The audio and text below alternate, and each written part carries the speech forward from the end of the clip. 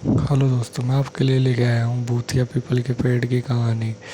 एक भूतिया पीपल का पेड़ था और उसके अलावा एक पहलवान की कहानी है। रामपुरा गांव में मोहनलाल नाम का पहलवान रहता था। मोहनलाल के पास करीब 50 भैंसें थी। पूरे दिन भैंसों की देखभाल करता और दूध पीता था। मोहनलाल पूरे दिन यही काम करता था। पहलवान 50 किलो का लोहे का डंडा रखता था। ज़रूरत के समय वही उसी लोहे के डंडे से लड़ाई करता था। कुछ दिन से पहलवान रास्ते से आने जाने वाले लोगों से पूछता कि वह मेरा विवाह किधर होगा। जब लोग उसका जवाब नहीं देते तो पहलवान उसी लोहे के डंडे से लोगों की पिटाई करता था। एक दिन पहलवान के पास रास्ते में एक ब्राह्मण और एक नाई हजम दूसरे शहर में विवाह की रस्म करने जा रहे थे। उनको रास्ते में पहलवान मिल गया। पहलवान ने ब्राह्मण और नाई से वही सवाल पूछा, मेरा विवाह किधर होगा। नाई और ब्राह्मण दोनों भयभीत हो गए। उनको पता था कि वह पहलवान की बात का जवाब नहीं देंगे तो उनकी पिटाई करेगा। इसीलिए नाई ने एक युक्ति लगाई और पहलवान से कहा, दूर ताड़ के पेड़ उधर तुम्हारा विवाह होगा। नाई की बात सुनकर पहलवान बहुत खुश हुआ। उसने अपनी 50 पैसे उनको दे दी। पहलवान, यह सब तुम ले ले जाओ, अब मेरे पास किसी काम की नहीं। अब मैं अपने ससुराल चला खातिरदारी करवाने। पहलवान ताड़ के वृक्ष को अपना लक्ष्य बनाकर उसके पास पहुंच जाता है। वहाँ पहले से झोपड़ी थी जिसके अंदर एक महिला और एक बच्चा था। पहलवान ने झोपड़ी के बाहर जाकर आवाज लगाई। महिला को समझ में नहीं आया कि व्यक्ति कौन है। महिला ने सोचा कि मेरे पति के जानकार हो सकते हैं, इसलिए महिला ने पहलवान को मेहमान के कक्ष में बैठा दिया और बाल्टी लोटा हाथ पैर धोने के लिए दे दिया। जब उस महिला का पति आता है तो पहलवान को देखा आश्चर्य में लगता है, यह व्यक्ति कौन है। वह पत्नी से पूछता है, यह व्यक्ति कौन है। तब पत्नी कहती है, पता नहीं व्यक्ति कौन है, मैंने सोचा कि तुम्हारा कोई जानकार होगा, मगर इस बदतमीज है। इससे थप्पड़ मारा। लड़का रो रहा था। मुझे मारा कि लड़के को क्यों रुला रही हो। इतना सुनने के बाद उस महिला का पति क्रोधित हो जाता है और पहलवान के पास जाकर कहता है, तूने मेरी बीवी को कैसे मारा। यह कहते हुए पहलवान से झगड़ा करने लगता है। मोहनलाल पहलवान उसकी पत्नी बदतमीजी बर्दाश्त नहीं कर पाया और लोहे का डंडा उस व्यक्ति के सर में मार दिया। डंडे के लगते ही वह आदमी मर गया। अब उसकी पत्नी जोर जोर से रोने लगी, कहने लगी, तुमने मेरे पति को मार दिया। मेरे पति ही तो मेरा सहारा थे, अब वह भी मर गए, इसीलिए अब तुम्हारे साथ ही मुझे अपनी ज़िंदगी जीनी होगी। पहलवान भी उस महिला और उसके बेटे के साथ घर में रहने लगे। 10-15 दिन बीत जाते हैं। घर में जमा सारा राशन पानी खत्म हो जाता है। तब महिला कहती है, अब तुम कुछ कमाई करोगे या ऐसे ही भूखे मारेंगे। बिना कमाए जीवन कैसे चलेगा। मोहनलाल पहलवान भैंसों का दूध पीने और उनकी देखरेख करने के अलावा कोई काम नहीं जानता था।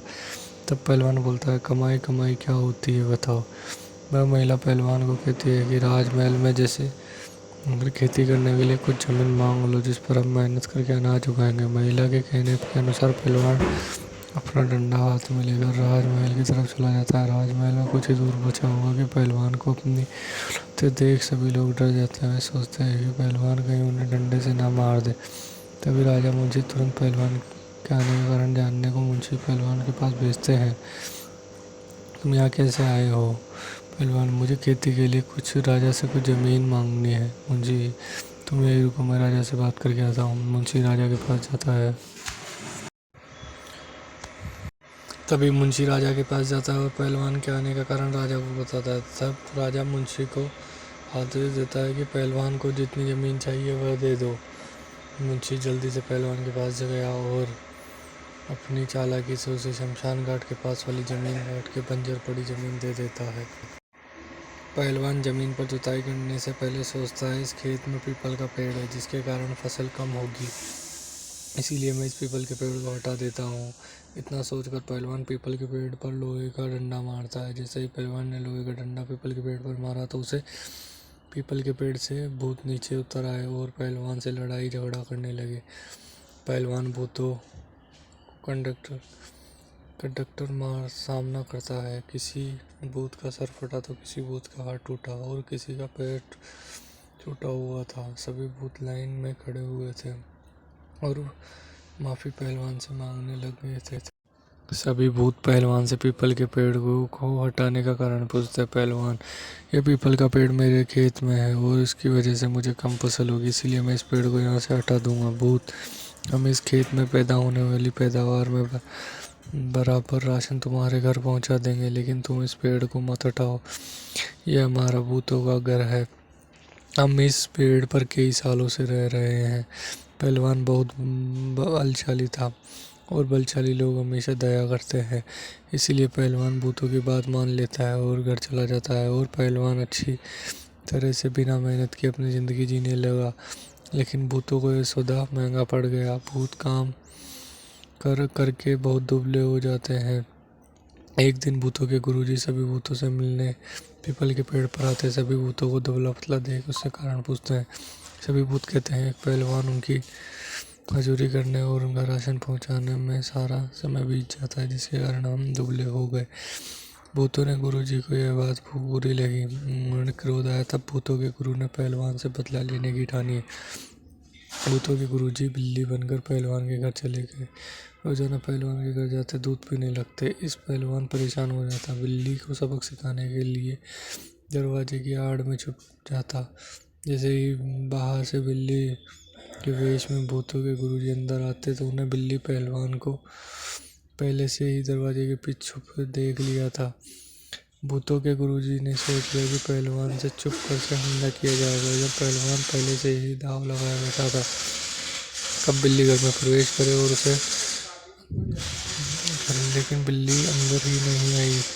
बहुत समय हो गया। पहलवान धीरे धीरे पीछे हटा और चूहे के पास जाकर छुप गया। बिल्ली अंदर आकर जैसे ही पहलवान पर हमला करने का प्रयास करती, पहले सतर्क पहलवान ने बिल्ली की कमर पर जोर से लोहे का डंडा मार दिया, जिससे भूतों का गुरुजी की सभी हड्डियां टूट गई और वह चिल्लाने लगा। भूतों के गुरुजी ने अपनी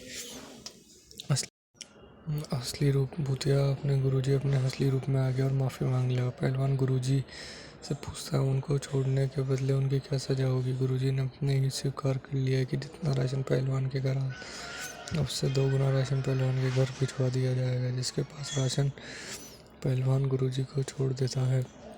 गुरुजी अपने भूतिया चेलों के पास जाते हैं और सारी बात बताते हैं। अब 2 गुना राशन पहलवान के घर पहुँचाना होगा। इस बात पर सभी चेले सिर पर पीट पीट कर रोते हैं। एक तो पहले से ही दुबले पतले हो गए, राशन भी। यदि आपको ये भूतिया स्टोरी कैसी लगी, प्लीज़ कमेंट करके ज़रूर बताएं और हमारे चैनल को सब्सक्राइब अवश्य करें। थैंक यू, धन्यवाद।